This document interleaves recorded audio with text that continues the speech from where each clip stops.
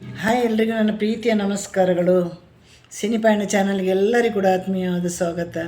ನಿಮ್ಮೆಲ್ಲರ ಪ್ರೀತಿ, ಸಹಕಾರ, ಸಪೋರ್ಟ್ ನನ್ನ ಈ ಒಂದು ಚಾನಲ್ ಮೇಲೆ ಇರಲಿ.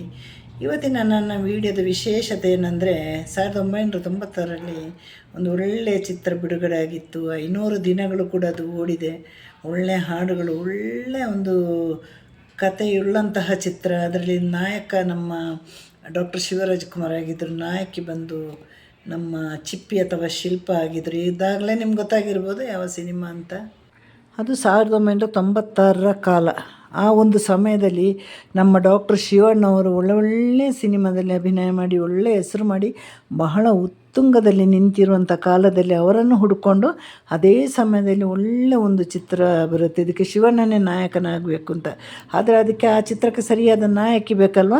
ಅಲ್ಲಿ ಸುಧಾರಾಣಿ, ಪ್ರೇಮ ಅವ್ರನ್ನೆಲ್ಲರನ್ನು ಆಯ್ಕೆ ಮಾಡಿದಾಗಲೂ ಒಳ್ಳೊಳ್ಳೆ ನಾಯಕಿಯರವರು, ಆದರೆ ಅವರು ಆ ಪಾತ್ರಕ್ಕೆ ಸೂಟ್ ಆಗಲ್ಲ ಅಂತ ಅರ್ಥ ಮಾಡಿದಾಗ ಮತ್ತೆ ಕೂಡ ಹುಡುಕಾಟದಲ್ಲಿ ಶುರುವಾಗ್ತಾರೆ. ಆ ಸಮಯದಲ್ಲಿ ಈ ಶಿಲ್ಪ ಅವರು, ನಮ್ಮ ಕೇರಳದ ಚಿಪ್ಪಿ ಅಂತ ಹೆಸರಾಗಿರುವ ಶಿಲ್ಪ ಅವರು ನಮ್ಮ ಶಿವರಾಜ್ ಕುಮಾರ್ ಜೊತೆ ಒಂದು ಕಣ್ಮಣಿ ಅನ್ನುವ ಸಿನಿಮಾದಲ್ಲಿ ಸಣ್ಣ ಒಂದು ಪಾತ್ರದಲ್ಲಿ ಅಭಿನಯಿಸಿರ್ತಾರೆ. ಆಗ ಅವರನ್ನು ಈ ಒಂದು ಜನ್ಮದ ಜೋಡಿ ಅನ್ನುವ ಚಿತ್ರಕ್ಕೆ ಇವರು ಕರೆಕ್ಟಾಗಿ ಆ ಒಂದು ಪಾತ್ರಕ್ಕೆ, ಹಳ್ಳಿ ಸೊಗಡಿನ ಒಂದು ಕಥೆ ಇರೋ ಪಾತ್ರಕ್ಕೆ ಇವರ ನಾಯಕಿಯಾಗಿ ಸೂಟ್ ಆಗ್ತಾರೆ ಅಂತ ಇವರನ್ನು ಆಯ್ಕೆ ಮಾಡ್ತಾರೆ. ನೋಡಿ, ನಮ್ಮ ಶಿಲ್ಪ ಅವರನ್ನು. ಶಿಲ್ಪ ಮೂಲತಃ ತಿರುವನಂತಪುರದಲ್ಲಿ ಹುಟ್ಟಿದವರು. ಅವರ ಹೆಸರು ಚಿಪ್ಪಿಯಾಗಿತ್ತು. ಅವರ ಮೂಲತಃ ಹೆಸರು ಧನ್ಯ ಆಗಿತ್ತು. ಸಿನಿಮಾ ರಂಗಕ್ಕೆ ಬಂದ ಮೇಲೆ ಅವರು ಶಿಲ್ಪ ಆದರು. 1991ರಲ್ಲಿ ಅವರು ಮಲಯಾಳ ಸಿನಿಮಾದಲ್ಲಿ ನಾಯಕಿ ಪಾತ್ರದಲ್ಲಿ ಅಭಿನಯ ಮಾಡಿ ಮತ್ತು ಅಲ್ಲಿ ಒಂದಷ್ಟು ಮಟ್ಟಿಗೆ, ಅಂದರೆ ದೊಡ್ಡದಾದ ಹೆಸರಲ್ಲ, ಒಂದಷ್ಟು ಮಟ್ಟಿಗೆ ಅವರು ಕೇರಳದಲ್ಲಿ ಜನಪ್ರಿಯ. ಹಾಗೆ ನಂತರದಲ್ಲಿ ಅವರು ಶಿವಣ್ಣನ ಜೊತೆ ಸಣ್ಣ ಪಾತ್ರ ಕಣ್ಮಣಿ ಸಿನಿಮಾಕ್ಕೆ ಬಂದರು. ಆಮೇಲೆ ಈ ಒಂದು ಜನ್ಮದ ಜೋಡಿ ಸಿನಿಮಾಕ್ಕೆ ಪೂರ್ತಿ ಪ್ರಮಾಣದ ನಾಯಕಿಯಾಗಿ ಅವರನ್ನು ಆಯ್ಕೆ ಮಾಡಲಾಗಿತ್ತು. ಅಲ್ಲಿ ನಮ್ಮ ಒಂದು ಕನ್ನಡ ಸಿನಿಮಾಕ್ಕೆ ಅವರು ಒಂದು ಪೂರ್ಣ ಪ್ರಮಾಣದ ನಾಯಕಿಯಾಗುವಾಗ ಅವರಿಗೆ ಕನ್ನಡ ಭಾಷೆಯ ಗಂಧ ಗಾಳಿ ಗೊತ್ತಿರಲಿಲ್ಲ. ಅವರಿಗೆ ಕನ್ನಡ ಏನು ಅಂತ ಗೊತ್ತಿರಲಿಲ್ಲ. ಯಾಕಂದರೆ ಮಲಯಾಳಂ ಕನ್ನಡಗೆ ಇರುವ ಒಂದು ವಿರೋಧ ಎರಡು ಕೂಡ. ಈಗ ಮಲಯಾಳಂ ಮಾತಾಡೋರಿಗೆ ತಮಿಳು ಈಸಿ ಆಗುತ್ತೆ, ತೆಲುಗು ಮಾತಾಡೋರಿಗೆ ಕನ್ನಡ ಈಸಿ ಆಗುತ್ತೆ. ಮಲಯಾಳಕ್ಕೂ ಕನ್ನಡಕ್ಕೆ ಬಹುದೂರದ ನೆಂಟು. ಯಾಕಂದರೆ ಬೇಗ ಅವರಿಗೆ ಕಲೀಲಿಕ್ಕೆ ಆಗೋದಿಲ್ಲ. ಹಾಗಾಗಿ ಗಂಧ ಗಾಳಿ ಗೊತ್ತಿರಲಿಲ್ಲ. ಒಂದೇ ಒಂದು ಅಕ್ಷರ ಕೂಡ ಅವರಿಗೆ ಕಣ್ಮಣಿ ಸಿನಿಮಾದಲ್ಲಿ ಅಭಿನಯ ಮಾಡುವಾಗಲೇ ಆಗಲಿ, ಇದಕ್ಕೆ ಅವರು ಆಯ್ಕೆ ಆದಾಗಲೂ ಅವರಿಗೆ ಯಾವ ಭಾಷೆಗಳು ಗೊತ್ತಿರಲಿಲ್ಲ. ಅನಂತರ ಆಗಿದ ಹಿಸ್ಟ್ರಿನೇ ಬೇರೆ. ಜನ್ಮದ ಜೋಡಿ ಸಿನಿಮಾದಲ್ಲಿ ನಾಯಕನಿಗಿಂತಲೂ ಜಾಸ್ತಿ ಮಹತ್ವದವಾದ ಪಾತ್ರ ನಮ್ಮ ನಾಯಕಿಗಿತ್ತು. ಹಾಗಾಗಿ ನಮ್ಮ ಶಿಲ್ಪ ಅವರು ಆ ಸಿನಿಮಾದಲ್ಲಿ ಯಾರೂ ಹೇಳಲ್ಲ ಅದೊಂದು ಮಲಯಾಳಿ ಹುಡುಗಿನ ತಂದು ಅಭಿನಯ ಮಾಡಿಸಿದ್ದಾರೆ ಅಂತಂದರೆ, ನಮ್ಮೊಂದು ಕನ್ನಡದ ಹಳ್ಳಿ ಹುಡುಗಿ ಹೇಗೆ ನ್ಯಾಚುರಲಾಗಿ ಹೇಗೆ ಅಭಿನಯ ಮಾಡ್ತಾರೆ, ಮತ್ತು ಅವರ ಒಂದು ಮುಖಚರ್ಯೆ, ಒಂದು ಅವರ ಬಣ್ಣ ಎಲ್ಲವೂ ಕೂಡ ಒಂದು ಹಳ್ಳಿ ಸೊಗಡಿನ ಪಾತ್ರಕ್ಕೆ ಸೂಟಾಗುವಂಥದ್ದಾಗಿತ್ತು. ಹಾಗಾಗಿ ಅವರನ್ನು ಯಾರೂ ಕಂಡುಹಿಡ್ದಿಲ್ಲ ಇದು ಮಲಯಾಳದ ಹುಡುಗಿ ಅಂತ. ಎಲ್ಲರೂ ಹೊಸ ಹುಡುಗಿಯಾರು. ಆ ಸಿನಿಮಾದಲ್ಲಿ ಅವರು ಎಲ್ಲರ ನಮ್ಮ ಕರ್ನಾಟಕದಾದ್ಯಂತ ಮನೆ ಮಾತಾದರು. ಆ ಸಿನಿಮಾ ಭರ್ಜರಿಯಾಗಿ ಓಡಿತು. ಆ ಸಿನಿಮಾದ ಒಂದೊಂದು ದೃಶ್ಯನೂ, ಒಂದೊಂದು ಕಡೆ ಶೂಟಿಂಗ್ ಮಾಡಿದ ಜಾಗನೂ, ಹಾಗೆ ಅದರ ಒಂದು ಪ್ರತಿಯೊಂದು ಸಂಭಾಷಣೆ, ನಂತರದಲ್ಲಿ ಅದರಲ್ಲಿರೋ ಹಾಡುಗಳು, ಈ ನಾಯಕನ ಅಭಿನಯ, ಜೊತೆಗೆ ಈ ಸಹ ಕಲಾವಿದರ ಅಭಿನಯ ಎಲ್ಲ ಅದ್ಭುತ. ಅಂದರೆ ಅದು ಬಹಳಷ್ಟು ಹೆಸರು ಮಾಡಿದಂಥ ಸಿನಿಮಾ. ಅದರ ಹಾಡುಗಳು ಮತ್ತು ಇವತ್ತಿಗೂ ಕೂಡ ಪ್ರಚಲಿತವಾಗಿದೆ. ಯಾರು ಕೂಡ ಅದೊಂದು ದೂರದ ಯಾವುದೋ ಕೇರಳ ರಾಜ್ಯದ ನಟಿ ಅಂತ ತಿಳ್ಕೊಂಡಿರಲಿಲ್ಲ. ಯಾಕಂದರೆ ಪ್ರತಿಯೊಬ್ಬರ ಮನೆಯ ಮಗಳಾಗಿಬಿಟ್ರು ಶಿಲ್ಪ ಅವರು ಅಂದರೆ ಎಲ್ರಿಗೂ ಆ ಸಿನಿಮಾ ನೋಡಿದ ನಂತರ ನಿಜವಾಗ್ಲೂ ಬಹಳ ಶಿಲ್ಪ ಅವರ ಆರಾಧಕರು ಒಂದಷ್ಟು ಜನಗಳಾದರು, ಒಂದಷ್ಟು ಅಭಿಮಾನಿಗಳು ಹುಟ್ಟಿದರು. ನಂತರದಲ್ಲಿ ಒಂದೊಂದೇ ಸಿನಿಮಾಗಳು ಶಿಲ್ಪ ಅವರನ್ನು ಹುಡ್ಕೊಂಡು ಬಂದಾಗ ಅವರು ಮತ್ತಷ್ಟು ಸಿನಿಮಾಗಳಲ್ಲಿ ಮಾಡಿದರು. ಆದರೆ ಅವರು ಎಲ್ಲ ಸಿನಿಮಾಗಳನ್ನು ಅವರು ಒಪ್ಕೊಳ್ಳಿಲ್ಲ. ಅಂದರೆ ಕತೆ ಬೇರೆಯೇ ಇತ್ತು ಅಲ್ಲಿ. ಹಾಗಾಗಿ ಇವರ ಕೈಯಲ್ಲಿ ಎಷ್ಟಾಗುತ್ತೆ ಅಷ್ಟು ಸಿನಿಮಾಗಳನ್ನು ಒಪ್ಕೊಂಡು ಮಾಡಿದರು. ಹಾಗೆ ಮಲಯಾಳದಲ್ಲಿ ಕೂಡ ಅವರು ಆ ಸಮಯದ ಸಿನಿಮಾ ಮಾಡ್ತಾಯಿದ್ರು, ತಮಿಳಲ್ಲಿ ಕೂಡ ಮಾಡ್ತಾಯಿದ್ರು. ಈಗ ಅಲ್ಲಲ್ಲಿ ಒಂದಷ್ಟು ಸಿನಿಮಾಗಳನ್ನು ಮಾಡುವಾಗ ಅವರಿಗೆ ಕನ್ನಡದ ಅವಕಾಶಗಳನ್ನು ಬಿಡಲಿಕ್ಕಾಗಿಲ್ಲ. ಯಾಕಂದರೆ ಅವರಿಗೆ ಹೆಚ್ಚು ಹೆಸರನ್ನು ತಂದುಕೊಟ್ಟ ಸಿನಿಮಾನೇ ಜನ್ಮದ ಜೋಡಿ. ಅವರು ಮಲಯಾಳದಲ್ಲಿ ಸಿನಿಮಾ ಮಾಡಿದರೂ ಅಷ್ಟು ಹೆಸರು ಮಾಡಿರಲಿಲ್ಲ, ತಮಿಳಲ್ಲೂ ಅಷ್ಟು ಹೆಸರು ಮಾಡಿರಲಿಲ್ಲ. ಈ ಕನ್ನಡದ ಜನ್ಮ ಜೋಡಿಯಲ್ಲಿ ಯಾವಾಗ ಅವರು ನಾಯಕಿಯಾಗಿ ಅಭಿನಯ ಮಾಡಿದ್ರು ನೋಡಿ. ಅಲ್ಲೇ ನಟಿ ಶಿಲ್ಪ ಅವರು ಫುಲ್ಲು ಇಡೀ ಫೇಮಸ್ ಆಗಿಬಿಟ್ರು. ಅವರು ಚಿಪ್ಪಿಯ ಮಲಯಾಳ ಕೇರಳದಲ್ಲಿ ಕೂಡ ಚಿಪ್ಪಿಯವರ ಬಗ್ಗೆ ಮಾತಾಡಲಿಕ್ಕೆ ಶುರು ಮಾಡಿದರು. ಯಾಕಂದರೆ ಇವರನ್ನು ಹುಡ್ಕೊಂಡು ಬಂದ ಅವಕಾಶಕ್ಕೆ ಲೆಕ್ಕ ಅಂತೂ ಇಲ್ಲವೇ ಇಲ್ಲ.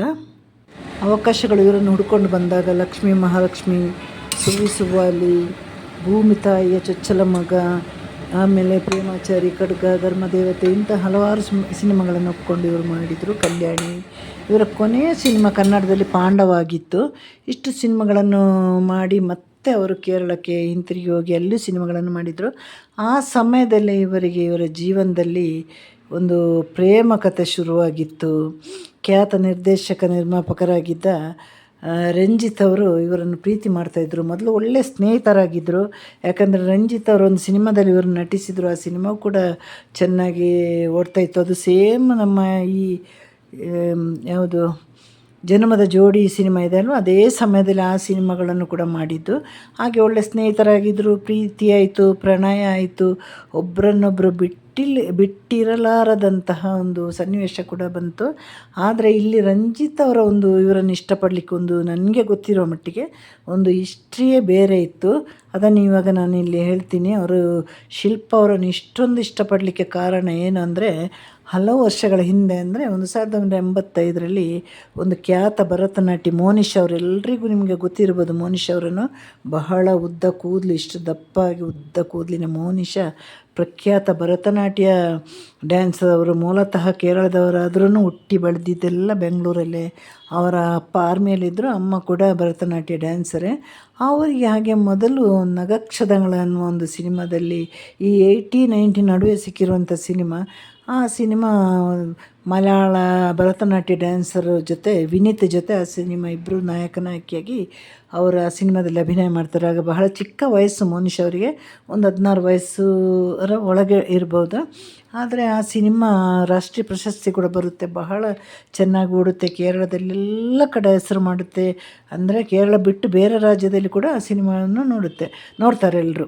ಆದರೆ ಆ ಸಿನಿಮಾದ ಮೇಲೆ ಬ್ಯಾಕ್ ಟು ಮೋನಿಶ್ ಅವರಿಗೆ ಓದಲಿಕ್ಕೆ ಕೂಡ ಆಗೋದಿಲ್ಲ. ಬ್ಯಾಕ್ ಟು ಸಿನಿಮಾಗಳು ಬರ್ತಾರೆ. ಈಗ ಅಂದರೆ ಹಿಂದೆ ಅವರು ಸಿನಿಮಾಗಳಲ್ಲಿ ಅಭಿನಯ ಮಾಡ್ತಾರೆ. ಹಾಗೆ ಕನ್ನಡದಲ್ಲಿ ಒಂದು ನಮ್ಮ ಡಾಕ್ಟರ್ ರಾಘವೇಂದ್ರ ರಾಜ್ಕುಮಾರ್ ಜೊತೆ ಚಿರಂಜೀವಿ ಸುಧಾಕರಲ್ಲಿ ಕೂಡ ಅಭಿನಯ ಮಾಡ್ತಾರೆ ನಾಯಕಿಯಾಗಿ.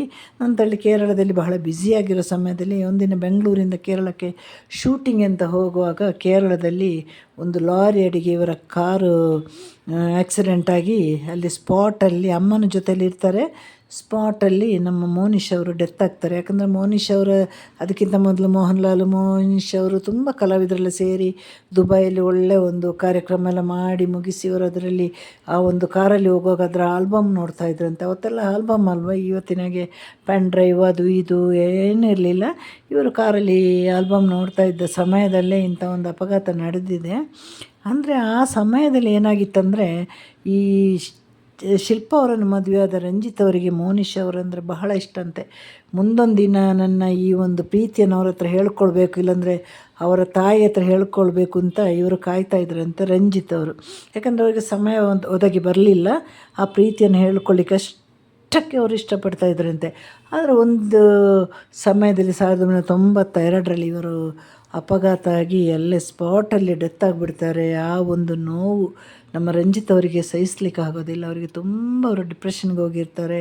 ಯಾಕಂದರೆ ಅವರ ಕನಸಿನ ರಾಣಿಯಾಗಿದ್ದರು. ಅವರು ಮುಂದೊಂದು ದಿನ ನನ್ನ ಜೀವನದ ಸಂಗಾತಿ ಆಗಬೇಕು ಅಂತ ಯೋಚನೆ ಮಾಡಿದರು. ಅವತ್ತೆಲ್ಲ ನಟಿಯರು ನಿರ್ದೇಶಕರಿಗೆ ಒಳ್ಳೆ ಒಂದು ಕಾಂಬಿನೇಷನ್ ಇತ್ತು. ಯಾಕಂದರೆ ನಿರ್ದೇಶಕರು ಮದುವೆ ಆಗ್ತೀಯ ಅಂತ ಕೇಳಿದಾಗಲೇ ನಟಿಯರು ಒಪ್ಕೊಳ್ತಾಯಿದ್ರು. ಯಾಕಂದರೆ ಅಂತಹ ಪ್ರಸಿದ್ಧ ನಿರ್ದೇಶಕರಾಗಿದ್ದರು ಅಂದಿನ ಸಮಯದಲ್ಲಿ. ಹಾಗಾಗಿ ಇವರ ಎಲ್ಲ ಆಸೆಗೂ ತಣ್ಣೀರು ಬೀಳುತ್ತೆ. ನಂತರದಲ್ಲಿ ಅವರಿಗೆ ಅದರಿಂದೆಲ್ಲ ಸ್ವಲ್ಪ ತಾನಾಗಿ ಹೊರಗಡೆ ಬಂದಾಗ ಈ 1996ರಲ್ಲಿ ಅವರು ಚಿಪ್ಪಿ ಕಣ್ಣಿಗೆ ಬೀಳ್ತಾರೆ. ನಮ್ಮ ಶಿಲ್ಪ ಅವರು ರಂಜಿತ್ ಅವರ ಕಣ್ಣಿಗೆ ಬೀಳ್ತಾರೆ. ಅವರಿಗೆ ನೋಡಿದಾಗಲೆಲ್ಲ ಅನ್ನಿಸ್ತಾ ಇತ್ತಂತೆ, ಈ ಮೋನಿಶ್ ಅವರು ಚಿಪ್ಪಿಯವರು ನೋಡಲಿಕ್ಕೆ ಒಂದೇ ಥರ ಇರ್ತಾರಲ್ವ ಅಂತ. ಒಂದೇ ಥರ ಇದ್ದರು ಅವರು ಇಬ್ಬರು ನೋಡಲಿಕ್ಕೆ. ಅಂದರೆ ಸೇಮ್ ಅವಳಿ ಜವಳಿ ಥರಲ್ಲ. ಒಂದು ಸಲ ಚಿಪ್ಪಿಯನ್ನು ನೋಡಿದಾಗ ಮೋನಿಶ್ ಅವರು ನೆನಪಿಗೆ ಬರ್ತಾಯಿದ್ರು. ಸ್ವಲ್ಪ ಹಾಗೆ ಹೈಟಲ್ಲು, ಆಮೇಲೆ ಸ್ವಭಾವ ಅಂದರೆ ಒಂದು ಮುಗ್ಧ ಥರ ಸ್ವಭಾವ, ಮತ್ತು ಆ ಒಂದು ಬಣ್ಣ, ಕಣ್ಣು ಎಲ್ಲವೂ ಕೂಡ ಮೋನಿಶರನ್ನೇ ಹೋಲ್ತಾ ಇದ್ದರು ನಮ್ಮ ಚಿಪ್ಪಿಯವರು. ಹಾಗಾಗಿ ಅವರಿಗೆ ನಿಧಾನವಾಗಿ ಚಿಪ್ಪಿ ಅಥವಾ ಶಿಲ್ಪ ಅವ್ರ ಹತ್ರ ಪ್ರೀತಿ ಬರಲಿಕ್ಕೆ ಕಾರಣ ಮೋನಿಶ್ ಅವರು. ಯಾಕಂದರೆ ಮೋನಿಶ್ ಅವರನ್ನು ಕಳ್ಕೊಂಡಾಯಿತು, ಆ ಜಾಗದಲ್ಲಿ ಅವರಿಗೆ ಇನ್ಯಾರನ್ನು ತುಂಬಿಸಲಿಕ್ಕೆ ಸಾಧ್ಯನೇ ಇಲ್ಲ. ಹಾಗಾಗಿ ಅವರು ಅದೇ ಥರ ನೋಡಲಿಕ್ಕೆ ಇದಾರಲ್ಲಂತ ಚಿಪ್ಪಿಯನ್ನು ಅವರು ಮನಸಾರಿ ಇಷ್ಟಪಟ್ಟು ಹಾಗೆ ಸ್ನೇಹ ಸಲುಗೆ ಎಲ್ಲ ಆಗಿ ಪ್ರೀತಿಯಾಗಿ ನಂತರದಲ್ಲಿ ಚಿಪ್ಪಿಯವರ ಮನೆಯವರಿಗೆ ಗೊತ್ತಾಗುತ್ತೆ. ಚಿಪ್ಪಿಯವರ ಮನೆಯಲ್ಲಿ ಹೇಳ್ತಾರೆ ಶಿಲ್ಪ ಅವರು, ನಾನು ಈ ಥರ ಪ್ರೀತಿ ಮಾಡ್ತೀನಿ ಅಂದಾಗ ಸುತಾರಾಮ್ ಮನೆಯವರು ಒಪ್ಪಿಲ್ಲ. ಕಾರಣ ಯಾಕಂದರೆ ಇವತ್ತೊಂದು ಚಿತ್ರ ಸಿಕ್ಕಿದರೆ ಇನ್ಯಾವಾಗಲೂ ಚಿತ್ರ ಸಿಗ್ತಾರೆ, ಮುಂದಿನ ಭವಿಷ್ಯ ಏನು, ರಂಜಿತ್ ಯಾರು ಅಂತಲೇ ಅವ್ರಿಗೆ ಗೊತ್ತಿರಲಿಲ್ಲ. ಗೊತ್ತಿಲ್ಲದ ಒಂದು ಹುಡುಗನಿಗೆ ಈ ಥರ ಒಂದು ಒಳ್ಳೆಯ ಕಲಾವಿದೆಯನ್ನು ಹೇಗೆ ಕೊಡೋದು ಅಂತ ಅವರ ಮನೆಯ ಚಿಂತೆ ಆಗಿತ್ತು, ಮನೆಯವರ ಚಿಂತೆ. ಹಾಗಾಗಿ ಅವರು ಏನು ಮಾಡಿದರು, ಎಷ್ಟೇ ಯಾರು ಮಾತಾಡಿದ್ರೂ ಇವರು ಚಿಪ್ಪಿಯವರ ಶಿಲ್ಪ ಅವರ ಮನೆಯವರು ಈ ಮದುವೆಗೆ ಒಪ್ಪಿಗೆ ಕೊಡಲಿಲ್ಲ. ಇಡೀ ಚಿತ್ರರಂಗಕ್ಕೆ ಈ ವಿಷಯ ಗೊತ್ತಿತ್ತು. ಹಲವು ಚಿತ್ರರಂಗದ ಕಡೆಯಿಂದ ಮಾತಾಡಲಿಕ್ಕೆ ಹೋದ್ರೂ ಅವರು ಅದನ್ನು ಒಪ್ಪಲಿಕ್ಕೆ ತಯಾರಾಗಿರಲಿಲ್ಲ. ರಂಜಿತ್ ಮನೆಯವರೆಲ್ಲ ಒಪ್ಪಿದ್ರು. ಹಾಗೆ ಒಂದು ದಿನ ಅವರು ಯಾರಿಗೂ ಗೊತ್ತಿಲ್ಲದೆ ಮನೆ ಬಿಟ್ಟು ಓಡೋಗ್ತಾರೆ. ಓಡೋಗಿದ್ದು ಮೊದಲೇ ಪ್ಲೇನ್ ಬುಕ್ಕಿಂಗ್ ಎಲ್ಲ ಆಗಿರುತ್ತೆ. ಅವರು ಪ್ಲೈನಲ್ಲಿ ಹೋಗಿಬಿಡ್ತಾರೆ. ಅವರು ಪ್ಲೈನಲ್ಲಿ ಒಂದಾಗ್ತಾರೆ. ಹಾಗೆ ಹೊರ ದೇಶಕ್ಕೆಲ್ಲ ಹೋಗಿ ಬಂದಾಗ ಇವರಿಗೆ ಇಲ್ಲೆಲ್ಲೋ ಅಂದರೆ ಚಲನಚಿತ್ರರಂಗದಲ್ಲಿ ಒಳ್ಳೆಯ ಹೆಸರು ಮಾಡಿದ್ರು. ಹಾಗೆ ಜನ್ಮದ ಜೋಡಿ ನಂತರ ಒಳ್ಳೆಯ ಹೆಸರು ಬಂತು ಇವರಿಗೆ. ಎಲ್ಲೆಲ್ಲೂ ಇವರನ್ನು ಗುರುತಿಸಲ್ಪಡ್ತಿದ್ರು. ಹಾಗಾಗಿ ಅವರ ಮನೆಯವರಿಗೆ ಬಹಳ ಬೇಸರ ಆಗಿ ಮತ್ತೆ ವಾಪಸ್ ಕರೆಸಿ ರಂಜಿತ್ ಅವರ ಮನೆಯವರು ಇವರ ಮನೆಯವರೆಲ್ಲ ಸೇರಿ ಅವರಿಗೆ ಒಂದು ಸಾಂಪ್ರದಾಯಿಕವಾಗಿ ಹೇಗೆ ಮದುವೆ ಮಾಡಿಸಬೇಕೋ ಹಾಗೆ ಮದುವೆ ಮಾಡಿಸಿ ಅವರನ್ನಿಬ್ಬರನ್ನು ಬಿಡ್ತಾರೆ. ಅಂದರೆ ಅಂದಿನಿಂದ ಇಂದಿನವರೆಗೆ ಅವರು ಎಷ್ಟು ಗೌರವದಿಂದ ಬದುಕ್ತಾ ಇದ್ದಾರೆ. ರಂಜಿತ್ ಕೂಡ ಹಾಗೆ ಒಳ್ಳೆಯ ನಿರ್ದೇಶಕ, ಒಳ್ಳೆಯ ನಿರ್ಮಾಪಕ. ಅವರು ಯಾವುದೇ ಒಂದು ಸಿನಿಮಾ ಆಗಲಿ ಸೀರಿಯಲ್ ಆಗಿ ಮುಟ್ಟಿದಾಗ ಅದು ಒಂದು ಏನು ಹೇಳೋದು, ಅಷ್ಟು ಚೆನ್ನಾಗಿ ಅದು ಅದರಿಂದ ಒಂದು ಹೆಸ್ರು ಮಾಡ್ತಾರೆ ಅವರು. ಆಮೇಲೆ ಅಷ್ಟೇ ಒಳ್ಳೆ ಕಥೆಯನ್ನು ಕೊಡ್ತಾರೆ. ಇತ್ತೀಚೆಗೆ ಮೋಹನ್ ಲಾಲ್ ಅವರ ಒಂದು ಸಿನಿಮಾ ತೆಗೆದು ಅದು ಕೂಡ ಒಳ್ಳೆಯ ಒಂದು ಗೆಲುವನ್ನು ಪಡೆಯಿತು. ಅದರಲ್ಲಿ ತುಂಬ ಒಳ್ಳೆಯ ಒಂದು ಲಾಭ ಕೂಡ ಗಳಿಸಿದೆ. ಹಾಗಾಗಿ ರಂಜಿತ್ ಅವರು ಸ್ವಭಾವದಲ್ಲದೆ ಅವರು ಈ ಒಂದು ಸಿನಿಮಾ ಅನ್ನೋ ಒಂದು ಕಲೆಯಿಂದ ಕೂಡ ಒಳ್ಳೆಯ ಹೆಸರು ಮಾಡಿದ್ದಾರೆ. ಹಾಗೆ ಚಲನಚಿತ್ರರಂಗದಲ್ಲಿ ಎಲ್ಲರ ಹತ್ರನೂ ಒಳ್ಳೆಯ ಹೆಸರನ್ನು ಇಟ್ಕೊಂಡಿದ್ದಾರೆ. ಎಲ್ಲೂ ತಮ್ಮ ಹೆಸರನ್ನು ಕೆಡಿಸ್ಕೊಂಡಲ್ಲ. ಹಾಗಾಗಿ ಸುಖವಾಗಿ ಬದುಕ್ತಾಯಿದ್ರು. ಅವರಿಗೆ ಒಬ್ಬರು ಅವಂತಿಕಾ ಅಂತ ಒಂದು ಮಗಳು ಹುಟ್ಟಿದರು. ನಂತರದಲ್ಲಿ ಅವರು ಪೂರ್ತಿಯಾಗಿ ಸಿನಿಮಾ ರಂಗವನ್ನು ತೊರೆದರು. ಯಾರು, ನಮ್ಮ ಅಭಿನಯವನ್ನು ತೊರೆದರು ಶಿಲ್ಪ ಅವರು ಗಂಡನ ನಿರ್ಮಾಣ ನಿರ್ದೇಶನದ ಹಿಂದೆ ನಡೀತಾಯಿದ್ರು. ನಂತರದಲ್ಲಿ ಒಳ್ಳೊಳ್ಳೆ ಸೀರಿಯಲ್, ಅವ್ರದ್ದೇ ಒಳ್ಳೆ ಸ್ವಂತ ಸೀರಿಯಲ್ ತಮಿಳು ಮಲಯಾಳಮಲ್ಲೆಲ್ಲ ಅವರು ನಾಯಕಿಯಾಗಿ ಅಭಿನಯ ಮಾಡ್ತಾಯಿದ್ರು. ಆ ಸೀರಿಯಲ್ ಕೂಡ ಅಷ್ಟೇ ಒಳ್ಳೆ ಹೆಸರನ್ನು ಮಾಡಿದೆ. ಆಮೇಲೆ ಇವರದ್ದೇ ಸ್ವಂತ ಬ್ಯಾನರ್ಸ್ ಶುರು ಮಾಡಿದರು. ಇವರ ಮಗಳ ಹೆಸರು, ಮಗಳು ಹುಟ್ಟಿದ ಮೇಲೆ ಅವಂತಿಕಾ ಅಂತ ಹೆಸರಿಟ್ಟಿದ್ರು. ಆ ಮಗಳು ಸ್ವಲ್ಪ ಬೆಳೀತಾ ಇವರು ಒಂದು ಪ್ರೊಡಕ್ಷನ್ ಹೌಸನ್ನು ಸ್ಥಾಪಿಸಿ ಅದರಲ್ಲಿ ಅವಂತಿಕಾ ಅಂತ ಹೆಸರಿಟ್ಟರು. ಅದು ಕೂಡ ಆ ಬ್ಯಾನರ್ ಅಡಿಯಲ್ಲಿ ಒಳ್ಳೊಳ್ಳೆ ಹೊಸ ಕಲಾವಿದರಿಗೆ ಅವಕಾಶ ಕೊಡ್ತಾರೆ. ನಂತರದಲ್ಲಿ ಇವರು ಕೂಡ ಅಭಿನಯ ಮಾಡ್ತಾರೆ. ಆದರೆ ಇತ್ತೀಚೆಗೆ ಈ 1-2 ವರ್ಷದಿಂದ ಪೂರ್ತಿಯಾಗಿ ಅವರು ಅಭಿನಯ ಬಿಟ್ಟಿದ್ದಾರೆ. ಯಾಕೆಂದರೆ ಅವರು ಇದರ ಹಿಂದೆ ಕೆಲಸ ಮಾಡೋದೇ ಜಾಸ್ತಿ ಆಗಿದೆ. ಹಾಗಾಗಿ ಗಂಡನು ಕೂಡ ಒಳ್ಳೆಯ ನಿರ್ದೇಶಕ, ಒಳ್ಳೆಯ ಕುಟುಂಬ, ತುಂಬ ಗೌರವವಾಗಿ ಸುಖವಾಗಿ ಯಾವುದೇ ಒಂದು ಸಣ್ಣ ಕಪ್ಪು ಚಿಕ್ಕೆ ಇಲ್ಲದಂತೆ ಅವರಿಬ್ಬರು ಬಾಳ್ತಾ ಇದ್ದಾರೆ. ಅದು ಎಲ್ರಿಗೂ ಕೂಡ ಖುಷಿ. ಮಗಳು ಬೆಳೆದು ದೊಡ್ಡವಳಾಗಿದ್ದಾಳೆ.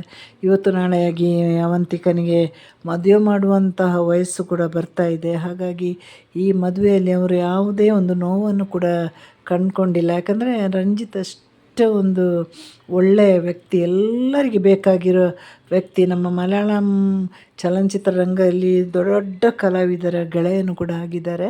ಹಾಗಾಗಿ ಇವರು ಸೀರಿಯಲ್, ಸಿನಿಮಾ ಎಲ್ಲದರಲ್ಲೂ ಬ್ಯುಸಿಯಾದ ಕಾರಣ ಈಗ ಸದ್ಯಕ್ಕೆ ಶಿಲ್ಪ ಅವರು ಕೂಡ ಅಭಿನಯಿಸ್ತಾ ಇಲ್ಲ.